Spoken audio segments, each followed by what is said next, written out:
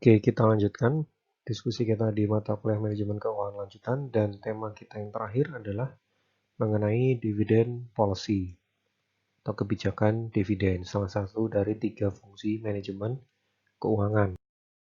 Jadi tema ini bisa kita temui di chapter 14 tentang distribution to shareholders, dividend and share repurchase. Distribution to shareholders ini kalau tidak kita artikan secara harfiah ya, pada intinya ini adalah aktivitas yang dilakukan perusahaan untuk meningkatkan kesejahteraan pemilik. Ya, aktivitas yang dilakukan perusahaan untuk meningkatkan kesejahteraan pemilik. Nah, ada 2 aktivitas yang bisa dilakukan untuk meningkatkan kesejahteraan pemilik. Yang pertama, pembagian dividen. Yang kedua adalah share purchase, pembelian kembali saham. Dua hal ini atau 2 aktivitas ini bisa membantu atau bisa meningkatkan kesejahteraan pemilik. Ya. Nanti ada berbagai macam hal yang akan kita bahas. Teori dari preferensi investor terkait dengan peningkatan kesejahteraannya. Kemudian ada yang namanya signaling effect, ada residual model, dividend reinvestment plan, stock dividend, stock split, maupun stock repurchase. Apa itu dividend policy? Dividend policy itu adalah pada saat perusahaan mempertimbangkan apakah keuntungan yang dia miliki itu akan dibagikan sebagai dividen atau akan dibagikan sebagai atau akan dijadikan retain earning atau laba ditahan. Nah, kebijakan dividen itu pada saat perusahaan menimbang-nimbang ini ya, menimbang-nimbang ini. Ini uangnya mau saya bagikan sebagai dividen atau saya jadikan laba ditahan ya, gitu. Karena masing-masing ini punya pro dan con-nya, punya kelebihan dan keuntungan. Ya. Tentunya pada saat perusahaan bagi dividen, ya, akan mendapatkan respon positif dari investor. Market value dari perusahaan akan naik, ya kan? Cuma kelemahannya tentunya con-nya adalah sejumlah kas yang dimiliki perusahaan itu yang sebenarnya bisa dijadikan sumber dana internal perusahaan itu terserap menjadi dividen. Artinya retain earning-nya berkurang. Itu. Nah, kebalikannya pada saat perusahaan itu memutuskan untuk mengurangi jumlah dividen yang dibagi atau tidak membagi dividen sama sekali, maka laba ditahannya itu akan meningkat. Perusahaan mendapatkan sumber dana yang murah daripada berhutang, daripada mendapatkan saham. Ya, dapat sumber dana murah untuk membiayai kegiatan investasi di masa depan.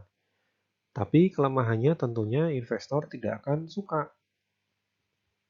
Market value-nya bisa turun karena investor kan menunggu dividen supaya dia bisa meningkatkan kesejahteraannya. Gitu. Jadi proses menimbang-nimbang inilah yang dimaksud sebagai kebijakan dividen. Jadi tidak semudah itu ya jadi manajer itu. Nah, kebijakan dividen itu meliputi pertanyaan-pertanyaan seperti apakah perusahaan yang dibagi itu apakah dividen yang dibagi itu harus tinggi atau rendah? Nah, nanti pro dan kontranya apa? Apakah perusahaan itu harus secara rutin membagi dividen dalam jumlah yang sama atau jumlahnya bisa berubah-ubah atau irregular? Ya, jadi fixed dividen atau variable dividen. Jadi kemarin bagi dividennya sekian, kemudian sekarang sekian, terus tahun depan sekian, beda-beda lagi. Itu juga harus dipikirkan oleh manajer keuangan. Kemudian seberapa sering perusahaan itu bagi dividen? Ya, seberapa sering perusahaan bagi dividen? Itu juga akan berpengaruh. Apakah setahun sekali, apakah setahun lebih dari sekali, apakah diselang-seling, apakah setiap tahun harus bagi, dan lain-lain. Kemudian apakah perusahaan itu atau bagaimana cara perusahaan mengumumkan kebijakan-kebijakan baik itu kebijakan dividen maupun share purchase, karena corporate action atau kebijakan yang diambil oleh perusahaan itu akan sangat berpengaruh kepada persepsi investor terhadap perusahaan. Jadi sangat penting bagi perusahaan untuk memaintain terkait pengumuman kebijakan-kebijakan, terutama kebijakan dividen. Nah, kemudian kalau ada pertanyaan misal, apakah investor itu lebih suka pembayaran dividen yang tinggi atau rendah. Umumnya kan kita selalu menjawab bahwa ya harusnya investor tuh sukanya yang tinggi dong. Tapi ternyata nggak, ada argumen-argumen lain yang menunjukkan bahwa bisa jadi investor itu juga suka dividen yang rendah juga gitu. Nah, jadi ada 3 teori, 3 pendekatan, 3 sudut pandang yang bisa kita gunakan sebagai dasar untuk menjawab pertanyaan investor tuh sukanya yang tinggi apa yang rendah sih dividennya. Yang pertama adalah dividen irrelevance, bahwa secara sederhana dividen irrelevance itu intinya investor tidak peduli tentang payout, karena investor merasa berapapun besarnya payout atau dividen yang diterima itu tidak akan meningkatkan kesejahteraan dia. Kemudian ada teori namanya bird in the hand, bahwa investor itu menyukai payout atau dividen yang tinggi. Kemudian yang ketiga adalah tax preference, bahwa investor itu menyukai dividen yang rendah. Yang pertama kita bahas dividen irrelevance dulu ya. Dividen irrelevance tadi kan konsepnya ngomong bahwa investor tuh tidak terlalu mempedulikan besar kecilnya jumlah dividen yang diterima. Jadi di sini investor indifferent ya, atau tidak terlalu mempedulikan antara dividen maupun capital gain. Investor bisa menciptakan kebijakan dividennya sendiri. Ya, jadi investor itu tidak perlu menggantungkan kesejahteraannya terhadap kebijakan yang dibuat oleh perusahaan. Makanya investor di sini menurut dividen relevance theory tidak terlalu peduli dividen itu besar atau kecil yang dibagi.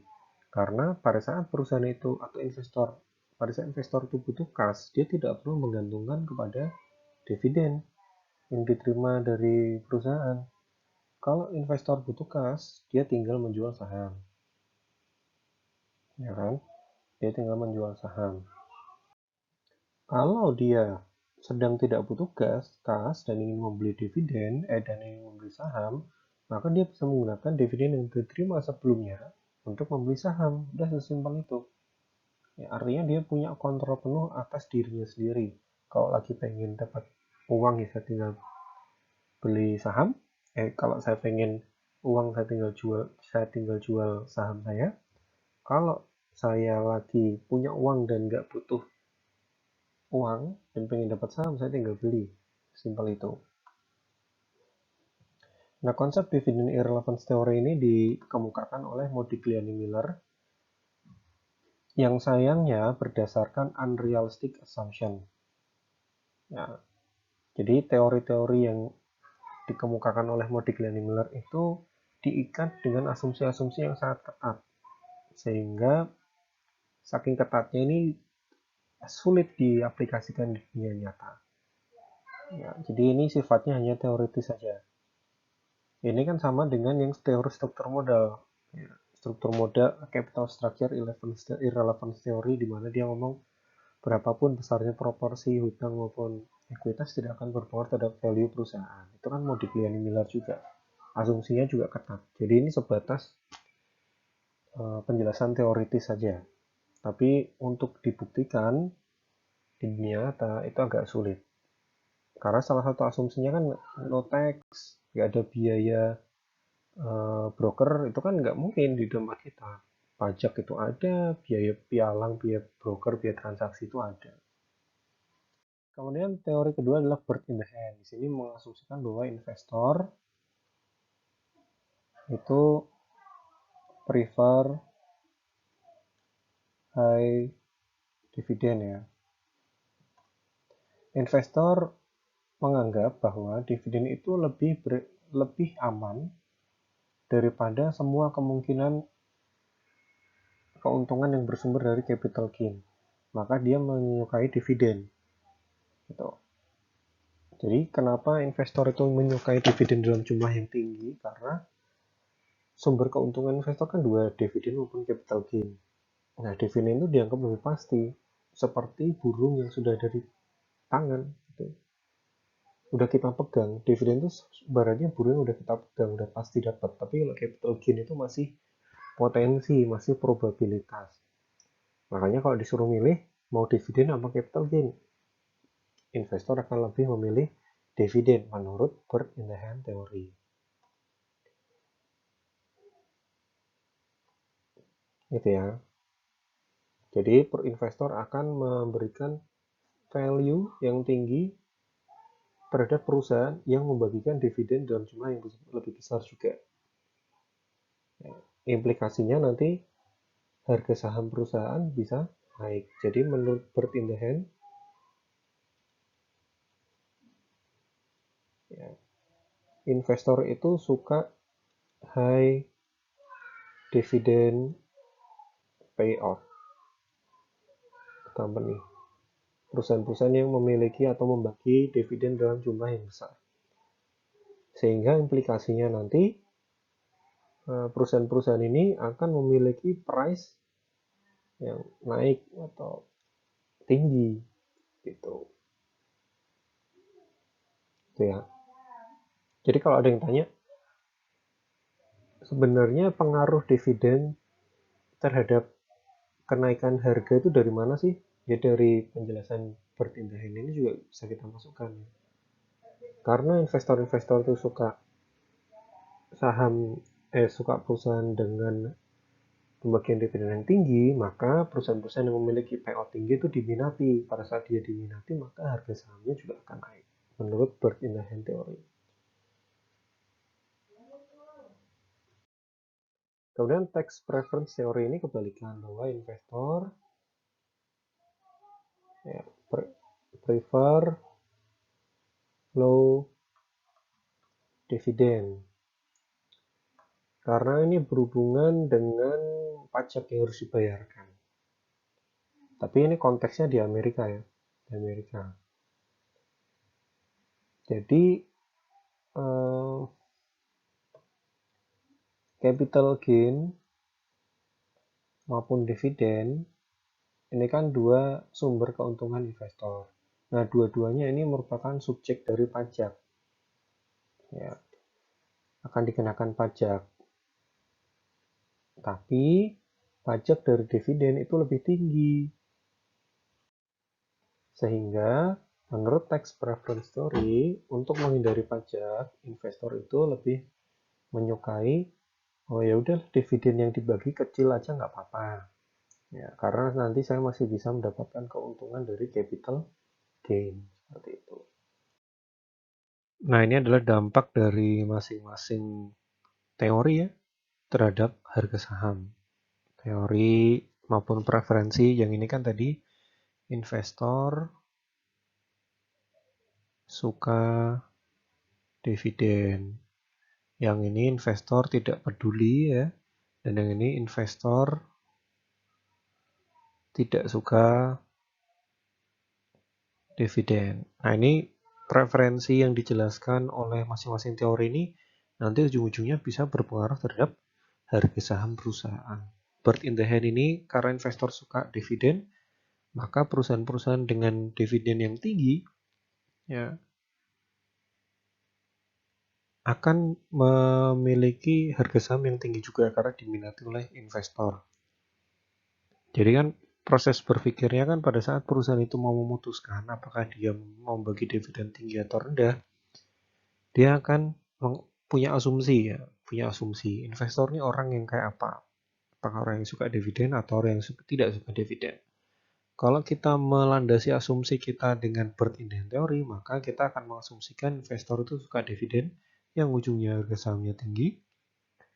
Kalau kita mengasumsikan bahwa investor itu peduli atau sangat fokus kepada pajak, maka investor itu dianggap tidak akan suka dividen yang ujungnya harga saham akan rendah gitu. Mana teori yang paling tepat? Ya, di antara tiga teori tadi. Berbagai macam penelitian empiris yang sudah dilakukan itu belum bisa menentukan mana teori yang paling tepat atau yang paling benar karena di satu penelitian dia terbukti, di penelitian lain tidak terbukti. Dan sebaliknya begitu terus sehingga ya ini akhirnya menjadi preferensi saja. Ya.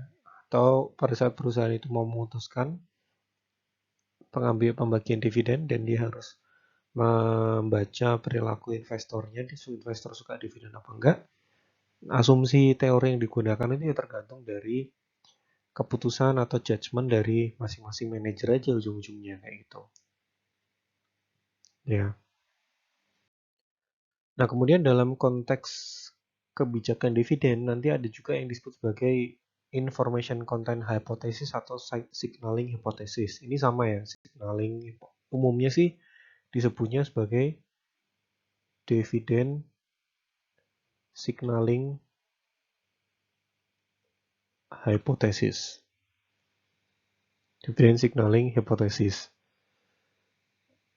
Jadi setiap keputusan yang diambil oleh perusahaan itu akan diinterpretasikan oleh investor. Ya. Jadi investor itu akan berusaha membaca kondisi perusahaan yang sebenarnya dari kebijakan-kebijakan aksi korporasi yang dilakukan oleh perusahaan. Wah, perusahaannya seperti ini nih, berarti kira-kira perusahaan dalam kondisi seperti ini. Oh, perusahaan membagi dividen nih, berarti dia kira-kira berada dalam kondisi seperti ini. Ya. Jadi investor itu akan mencari sinyal-sinyal ya, yang muncul dari setiap kebijakan yang diambil oleh perusahaan, kemudian digunakan sebagai landasan pengambilan keputusan. Nah, maka muncullah yang namanya dividend signaling hypothesis. Kan sama dengan yang struktur model kan juga ada kan? Capital structure signaling hypothesis. Nah, kalau di sini dividend signaling hypothesis. Asumsinya tuh kayak gini. Manajer atau perusahaan itu dianggap tidak suka menurunkan dividen ke level yang lebih rendah. Jadi kalau dia udah membayar dividen payout ratio misal 30%, 30%, 30%, dia tidak akan diturunkan, tidak akan mau menurunkan payout ratio-nya. Ya. Jadi konsekuensinya apa? Konsekuensinya suatu saat nih, pada saat perusahaan mau menaikkan dividen, dia harus benar-benar yakin. Ya, dia harus benar-benar yakin. Karena pada saat udah naik, nggak akan turun lagi. Karena manajer itu orang yang nggak mau menurunkan dividen. Ya. Nah, pada saat harga dividen payout-nya udah naik, maka sebenarnya konsekuensi yang harus dihadapi perusahaan adalah perusahaan itu punya kewajiban yang lebih besar lagi karena harus membagi dividen dalam jumlah yang lebih besar. Ya, jadi kan kuncinya ini dividen yang sudah naik tidak akan turun. Dividen yang naik meningkatkan beban perusahaan. Ya. Gini ya. Artinya kalau perusahaan itu sudah mau menaikkan dividennya, dia harus benar-benar yakin bahwa kenaikan dividen itu tidak akan menjadi beban. Artinya dia mampu mempertahankan dividen di level ini dalam jangka waktu yang panjang, bisa sustain. Gitu. Nah, supaya dia yakin bisa sustain gimana? Ya berarti perusahaan itu harus yakin bahwa memang kinerja kedepannya itu juga bagus. Ya. Nah, itulah yang diinterpretasikan oleh investor. Oh, berarti kalau perusahaan menaikkan dividen, itu akan kita tangkap sebagai sinyal positif. Akan ditangkap sebagai sinyal positif oleh investor. Kenapa? Karena perusahaan ini kecuali dia yakin dia bisa mempertahankan kinerja jangka panjangnya, dia tidak akan menaikkan dividen. Nah, ini dia menaikkan dividen nih. Berarti perusahaan itu punya informasi yang bisa memperkuat keyakinan mereka bahwa mereka bisa menjaga atau bahkan menaikkan kinerja jangka panjangnya. Gitu. Nah, itu adalah narasi-narasi yang muncul yang diinterpretasikan oleh investor sehingga setiap ada kenaikan jumlah dividen per lembar saham maupun kenaikan dividen payout ratio itu akan ditangkap sebagai sinyal positif oleh investor yang nanti akan berdampak kepada kenaikan harga saham. Gitu. Ya. Jadi, kalau misal ada hipotesis kayak gini, dividen akan berpengaruh positif terhadap harga saham. Ya. Nah, ini bisa kita isi menggunakan teori dividen signaling. Ya. Atau bisa kita juga bisa isi dengan bird in the hand. Ya kan? Bird in the hand kan juga sama kan? Dampaknya nanti harga sahamnya naik. Nah, kayak gini ya. Kemudian di dalam kebijakan dividen atau perilaku investor terhadap dividen ada lagi yang disebut sebagai clientele effect. Ya, clientele effect. Clientele effect ini pada intinya berpendapat bahwa preferensi investor terhadap dividen itu akan berbeda-beda tergantung dia itu karakteristik investor yang seperti apa, apakah investor kecil atau investor besar, apakah investor pemula atau investor berpengalaman, apakah dia memiliki modal yang banyak atau modal yang sedikit, background pendidikannya bagaimana, seperti itu. Clientele effect, itu adalah konsep di mana investor itu memiliki karakteristik yang berbeda-beda sehingga preferensinya dia terhadap dividen itu juga akan berbeda-beda. Gitu. Ya, itu yang disebut sebagai clientele effect. Nah, kemudian ada lagi yang disebut konsep yang disebut sebagai residual dividend model.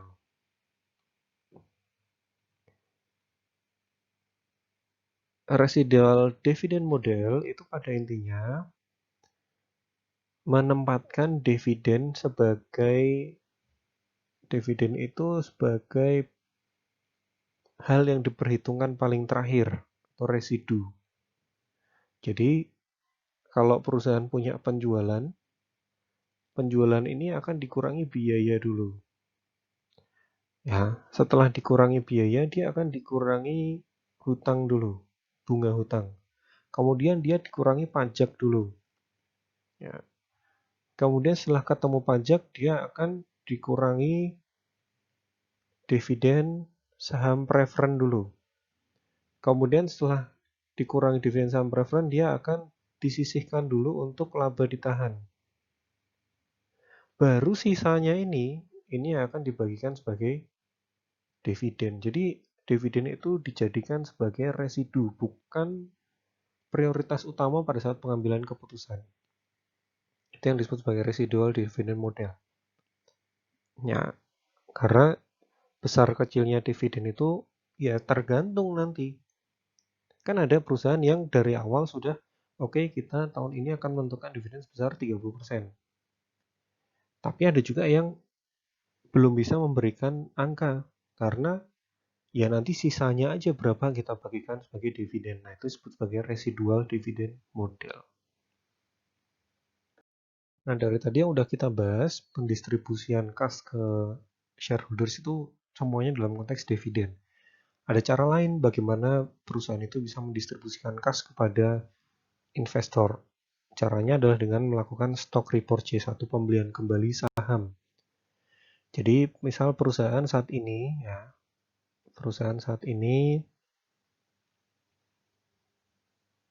proporsi sahamnya 30% itu dimiliki publik. Ya, dimiliki publik gitu kan. Nah, dengan stock repurchase, pada saat nanti stock repurchase yang dilakukan, biasanya kepemilikan publik ini akan berkurang. Ya. Bisa menjadi 20%. Nah, ini namanya stock repurchase. Nah, ini merupakan salah satu metode yang bisa dilakukan perusahaan untuk membagikan kas ya, kepada investor. Walaupun itu bukan tujuan utamanya, tapi dampak berkelanjutannya pada saat perusahaan melakukan stock repurchase adalah peningkatan kesejahteraan si investor. Ya, contoh ya, misal seperti ini. Saya membeli perusahaan, jadi ada teman saya buka bisnis, kemudian saya diajak untuk menjadi investornya. 50%, 50%. Saya menanamkan uang 10 juta untuk mendapatkan saham 50%. Ya kan? Kemudian setelah 10 tahun berjalan, ya, proporsinya kan tetap 50%, 50%. Tapi karena bisnis teman saya ini berkembang, maka 50% saya yang awalnya 10 juta itu naik menjadi 100 juta. Gitu. Kemudian di tahun ke-10 ini, misalnya udah 10 tahun ya, teman saya, perusahaan, ya saya kan investor ya, perusahaan, direksi ya, manajerialnya, itu punya pertimbangan apakah kita perlu melakukan stock repurchase. Ya, kemudian ya singkatnya saham saya ini dibeli sebagian. Ya, dibeli. Misal dibeli separuhnya. Jadi saham saya menjadi tinggal 25%, ini menjadi 75%. Ya.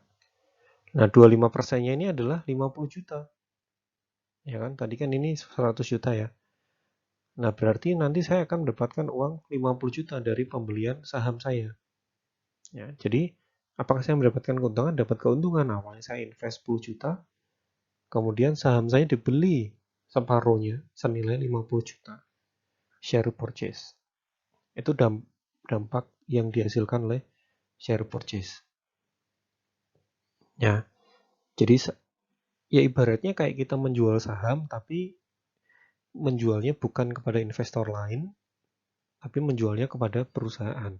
Gitu. Itu share repurchase atau stock repurchase. Nah, alasan-alasannya kenapa perusahaan melakukan repurchase sebagai alternatif pendistribusian kas selain dividen, ya, untuk menyalurkan, untuk menyalurkan, mengeluarkan sejumlah kas dari aset, jadi ingin mengurangi proporsi kas dan merubahnya menjadi peningkatan ekuitas, itu caranya dengan repurchase. Kemudian untuk merubah struktur modal secara drastis. Ya, struktur modal secara drastis. Jadi yang awalnya di sini 50%, sekarang berubah menjadi 70-25 kayak gitu. Nanti silakan aja baca berbagai macam kasus stock repurchase, itu banyak terjadi. Keunggulan dari share repurchase, ya, membantu untuk menghindari pembayaran dividen yang terlalu tinggi yang tidak bisa di-maintain dalam jangka panjang. Jadi semakin banyak saham yang beredar, ya, semakin banyak saham yang beredar, maka semakin besar juga kewajiban perusahaan untuk bayar dividen. Ya kan? Karena pemiliknya akan semakin banyak. Nah, kalau perusahaan nggak yakin bisa memaintain pembayaran dividen dalam jangka panjang, dan perusahaan kan nggak suka menurunkan pembayaran dividen kan, maka salah satu caranya bisa dengan share purchase ini. Supaya, ya secara sederhananya, supaya pemilik perusahaan itu berkurang. Pada saat pemilik perusahaan itu berkurang, pembayaran dividennya juga semakin rendah.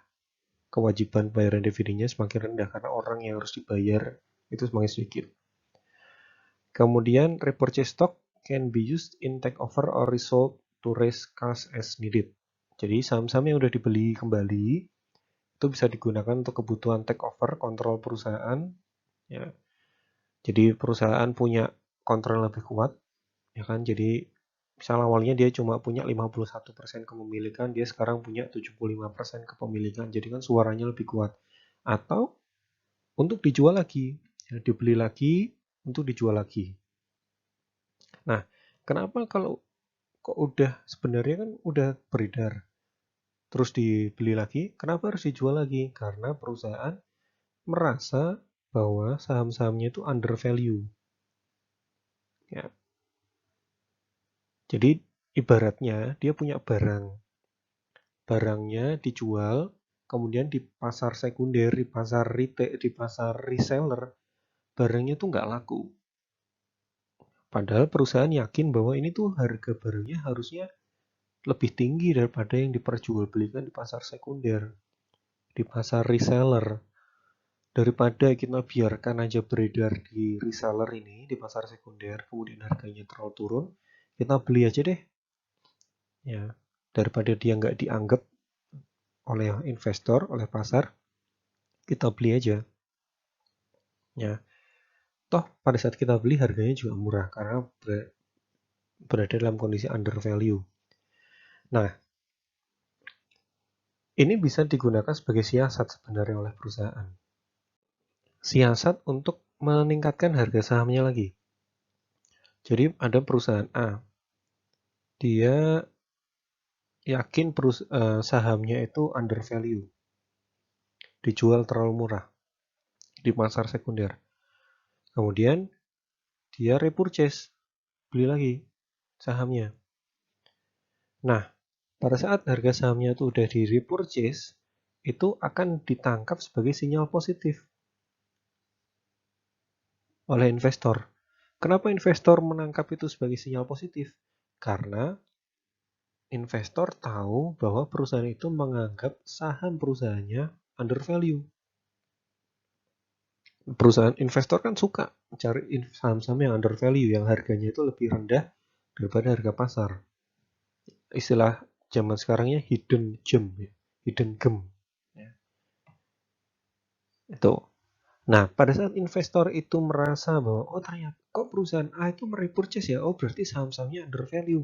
Kalau saham-sahamnya under value, oke sekarang kita beli sekarang. Ya.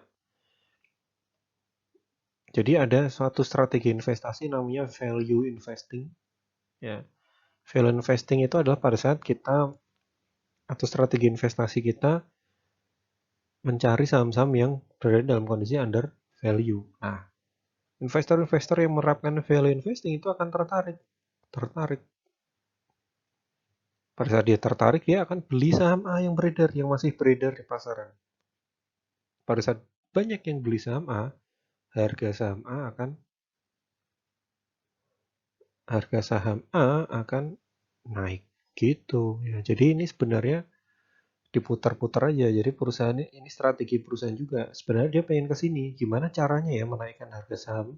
Nah, di repurchase dulu, ditangkap sebagai sinyal positif, investor tertarik, investor pada beli, harga saham akan naik. Itu jadi bisa untuk dibeli, kemudian dijual lagi. Nah, pada saat harga saham A udah naik, dia bisa menerbitkan lagi sahamnya. Di offer lagi. Dapat uang lagi. Resold to raise cash as needed. Itu advantage-nya. Nah, kelemahannya bisa jadi yang pertama adalah investor-investor yang sahamnya akan dibeli kembali, mungkin tidak akan memiliki informasi yang lengkap terhadap informasi share purchase. Jadi bisa jadi ada perlakuan yang tidak fair gitu. Ya. Kemudian perusahaan mungkin harus membayar atau menerapkan harga yang lebih tinggi supaya semua pembelian itu bisa terlaksana. Ya, jadi ibaratnya ini kayak pemerintah pada saat mau melakukan pembebasan lahan. Itu kan sebenarnya dia membeli kembali. Ya, beli kembali kan. Kayak share purchase kan, tanahnya pemerintah dibeli warga, kemudian dibeli kembali pembebasan lahan lagi untuk kegiatan yang lain dan lain-lain. Nah, biasanya harganya itu harga maksimal gitu. Ya. Nah, bisa jadi nanti pada saat share purchase, perusahaan harus menerapkan harga maksimal untuk bisa melengkapi aktivitas pembelian kembali sahamnya. Nah, kemudian ya, selain share purchase, ada yang disebut sebagai stock dividend dan stock split. Ya, stock dividend dan stock split. Stock dividend ini biasanya atau bukan biasanya adalah aktivitas yang dilakukan perusahaan pada saat perusahaan itu pada saat membagi dividen bukan kas yang dibagi tapi lembar saham. Ya. Jadi kalau kas dividen, investor itu akan menerima kas. Kesejahteraannya akan meningkat dilihat dari penambahan kas. Tapi kalau stok dividen yang diterima oleh investor itu adalah saham. Ya, masih dalam bentuk barang ya. Sama kesejahteraan investor juga akan naik karena sahamnya dia akan memiliki tambahan saham. Awalnya dia punya 100 lembar, dapat 1 lot lagi karena karena stok dividen. Supaya dia bisa mendapatkan kas ya tinggal dijual. Ya, itu stok dividen. Stock split itu adalah aktivitas yang dilakukan perusahaan pada saat perusahaan itu menambah jumlah lembar saham beredar dengan cara membagi lembar sahamnya. Misal stock split 2:1. Artinya setiap orang yang memiliki saham 1 lembar di harga 10.000 ini akan menjadi 2 lembar di harga 5.000. Itu namanya stock split. Jadi investor akan memiliki jumlah lembar saham yang lebih banyak. Ya, walaupun ya nilainya nanti akan sama. Ini kan cap-nya kan 10.000, 1 kali 10.000. Ini kan juga 10.000, 2 kali 5.000 sama. Tapi lembar sahamnya menjadi lebih banyak. Stock split ini digunakan biasanya untuk meningkatkan likuiditas. Karena salah satu hal yang sangat berpengaruh dari stock split adalah penurunan harga ini dari 10.000 menjadi 5.000. Jadi lebih murah. Jadi barangnya ini lebih murah supaya volume perdagangan akan naik karena lebih sering ditransaksikan. Nah, kapan perusahaan dan apa alasan perusahaan itu harus mempertimbangkan stock split? Ya, jadi ini kalau dalam konteks US ya, dalam konteks Amerika itu ada kepercayaan bahwa harga saham yang optimal itu di sekitar 20 sampai 80 dolar. Kalau di bawah itu terlalu murah, kalau di atas itu terlalu mahal. Nah, biasanya split stock itu mulai dipertimbangkan pada saat harga saham itu sudah terlalu mahal. Atau dalam konteks US, sekali lagi dia di atas range ini. Jadi misal 150 dolar. Itu dianggap sudah terlalu mahal. Ya. Nah, pada saat harga saham itu terlalu mahal, dampaknya apa? Dampaknya ya likuiditasnya turun. Ya, likuiditasnya turun. Jadi tidak semua investor bisa memperdagangkan saham yang terlalu mahal sehingga traffic tradingnya atau volume tradingnya akan rendah juga. Ya, jadi biasanya itu salah satu cara yang dilakukan oleh perusahaan untuk meningkatkan likuiditas. Apakah dia berpengaruh terhadap kesejahteraan investor? Enggak. Ya, jadi saya punya satu lembar saham harganya 10.000.